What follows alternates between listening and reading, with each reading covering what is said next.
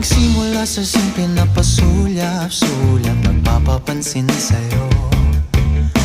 Umabot sa palitan ng mga mensahe, kilig na kilig ako. Kumusta, kain na, hello, magandang umaga. Ingat ka, pahinga, huwag kang masyadong magpupuyat pa. Naramdaman ng puso na dahan-dahan akong nahuhulog sa'yo. Sa kada araw natin na pag-uusap, meron ng